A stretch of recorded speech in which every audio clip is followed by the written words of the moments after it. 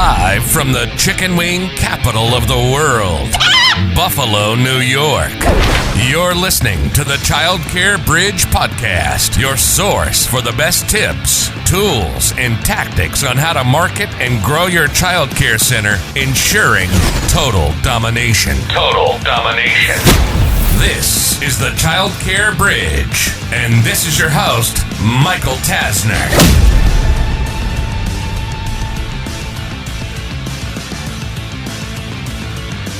Hey there, and welcome to this week's episode of the Child Care Bridge. Today's topic is about executing particular marketing strategies and tactics when your back is against the wall. So, more often than not, with multi-center owners, you get one center or a couple of centers that are performing really well, and then you have a problem child center. Now, I wouldn't deem a brand new center a problem child center unless that new center has been around for 6 months, 12 months, for example. And then you start having to rob Peter to pay Paul, and you're shifting money, and great, this center made 20 grand this month. We're going to shift that over here to cover the losses here. We're going to move that, and you're just constantly moving money around. And you're constantly in that hamster wheel of how do we work out of this? For me, at my locations, and at any type of business that I've ever had, I've wanted to move myself from being off the wall to in the room so that I can have a clearer mind, make better decisions.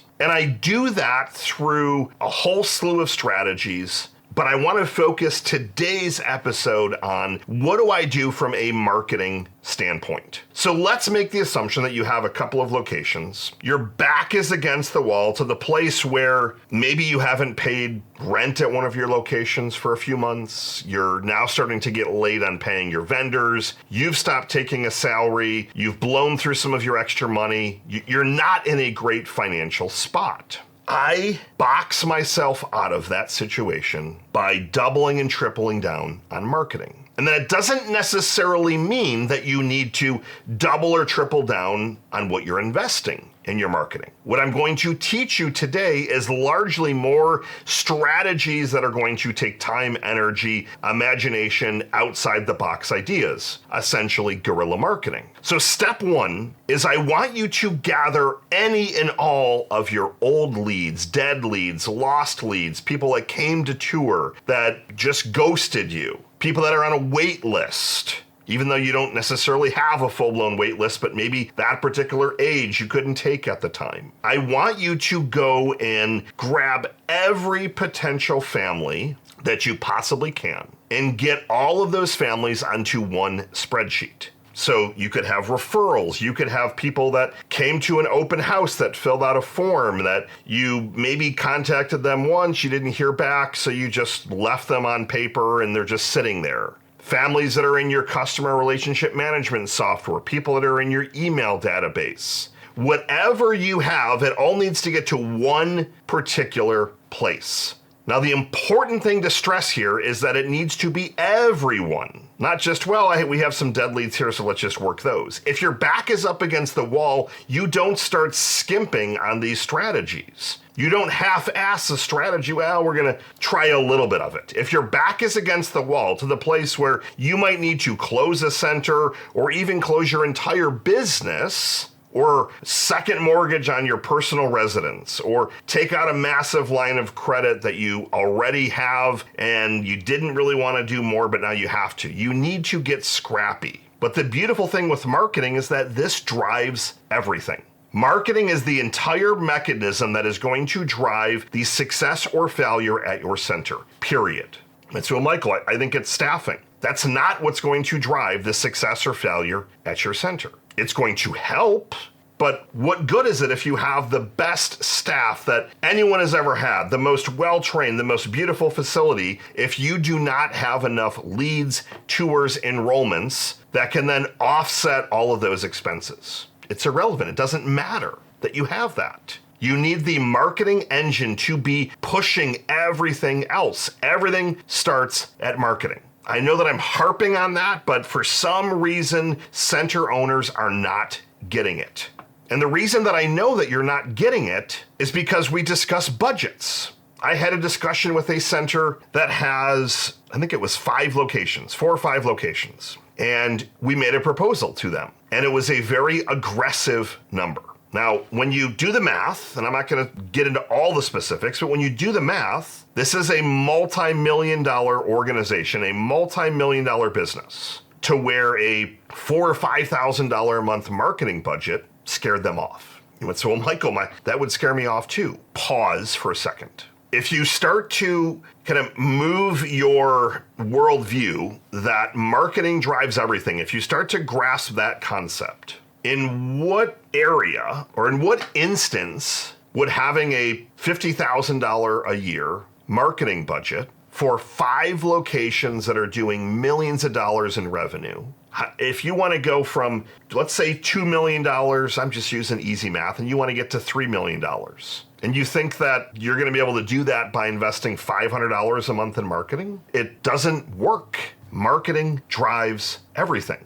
So you need to be putting the energy as well as the budget behind it. But again, if I circle back to today's, that was my little aside. If I circle back to the focus for today of my back's up against the wall, what marketing would you deploy, Michael? The first thing that I would do is gather all those lost opportunities. They might not have even came in for a tour, but get them from your directors, anyone that has leads, I want you to get all of them. Any referrals that you have, get everything in one place. Step 2 is that I want you to come up with some kind of irresistible offer that is not going to backfire. So hear me out on this. For me, an irresistible offer would be get 2 months free. Now, I wouldn't allow them to come in and get 2 months right out of the gate. So they probably would be signing a contract for 2 years, and maybe it's 1 week every couple of months, for example. But to me, that would be an irresistible offer. The challenge of that irresistible offer is that you also have to be careful of all of your existing enrollments.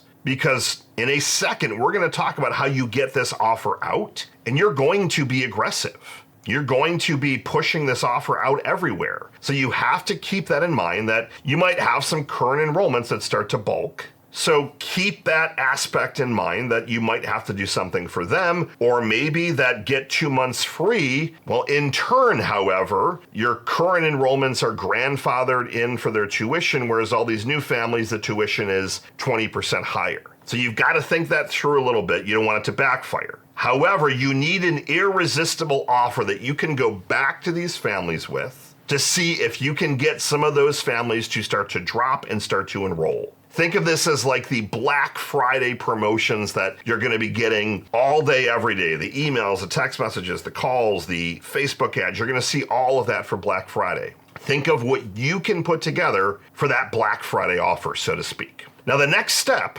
is arguably the second most important. Most important step is to get any and all people to one place. But now we've got to get that particular offer in front of them. I want you to put together emails. I want you to put together text messages, direct mail pieces, could be handwritten letters, could be lumpy mail, which is where you send a letter with something physical in the mail. So the piece of mail is lumpy and it typically gets opened a lot more. But I want you to put this together where it's going to be a multiple touch point campaign, multiple emails, texts, calls, numerous times each, not just one email, one call. And I want you to be aggressive over the course of about 2 weeks and get that offer in front of all of those old dead leads. And I promise you that someone from that list is going to come to the top, I want your offer, and boom, they're going to enroll. The chances are pretty high that if that list is at least 100 families, that you're going to end up getting a handful of enrollments. If that list has hundreds of families,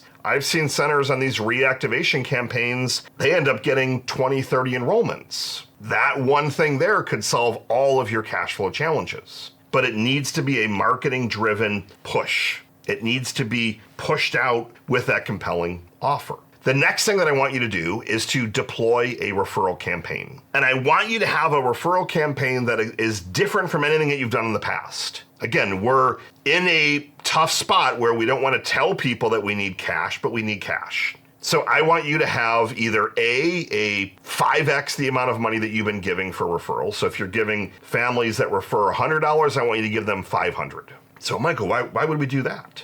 you should be making at least a couple $100 in each enrollment each month. So it might take a month and a half for you to break even, but you don't have to necessarily give that family $500 right off the bat. You can probably give them a $100 credit over the next 5 months. But be transparent to the referring family of how you're going to do that. But I want you to make it much, much larger. Don't just double it. My suggestion is always 5x. Bigger is going to generate better results.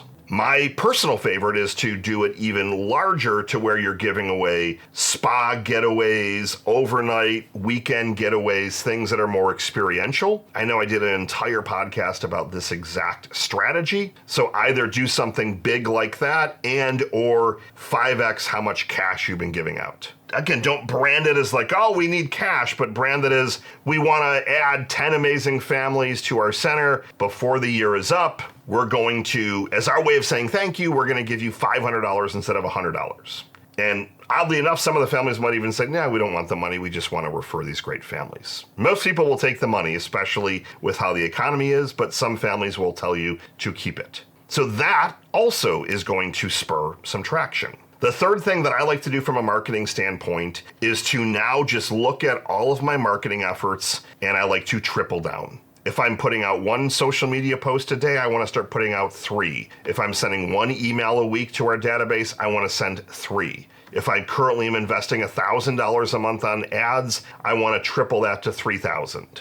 The beautiful thing with ad spend is that you pay in the rear. You throw it on a credit card, your credit card's not due for 30 plus days. If you time it right, it could be 60 days. So you're able to get that awareness, you're able to get that visibility before you have to actually pay for it. So yes, I want you to think outside the box and I want you to have these creative campaigns. I want you to have amazing ad copy, really good, compelling ads. But I also need you to put some more dollars behind it. You're not just going to magically get more eyeballs on your ads without having to invest some more money. But if you execute those 3 strategies almost exactly in tandem, that'll start to shake some cash loose. So to recap, step 1, you're going to gather all of the leads, dead leads, tours, all old referrals, walk-ins, open house people, get them on one sheet. Step 2, you're going to make an amazing, compelling offer that you can push out to these leads. Step 3, you're going to push it out through direct mail, lump email, emails, calls, text messages, voice broadcasts, videos, social media, all those different ways. The next step is you're going to deploy a referral campaign, but you are going to 5x whatever you were giving. 5x, not double, 5x. And then finally, you're going to triple down on all the other marketing that you've been doing. If you've been doing 0, you've got a long ways to go. And candidly, my tough love to you is that is the reason that you are not growing. That's the reason that you're in the position that you're in. It's not because your location stinks. It's not because your director stinks at giving tours. If you are not investing any money in marketing, that to me is almost like saying, yeah, I really don't care. I think people are just going to drive by and come in. That doesn't happen anymore. That is the reason that centers are closing at the highest rate that I have ever seen in working with childcare centers for the last 10 plus years. It's not heavily talked about in the media or the news, but the amount of closures that is occurring is unlike anything I've ever seen. The amount of leads that we have coming into our business of people saying help is through the roof. And unfortunately, often it's too late. If you're a newer center, great, we can turn that around. But if you're 3 years in and you're hundreds of thousands of dollars in debt and you've been doing no marketing, you've got no brand, and somehow you've been able to add a couple of enrollments, unless you've got some cash that's sitting away that you can really essentially start over from a marketing standpoint, you're going to be up for a tough battle. But deploy those 3 things that I just taught you. You will drive more leads, you'll close more tours, you'll generate more cash, and your back will move from against the wall to back in the room so you can get to a place where you're now making better, more strategic decisions. But keep your focus on marketing. Marketing first. Michael Tasner signing off. Good morning, good afternoon, and good night. I'll see you next week.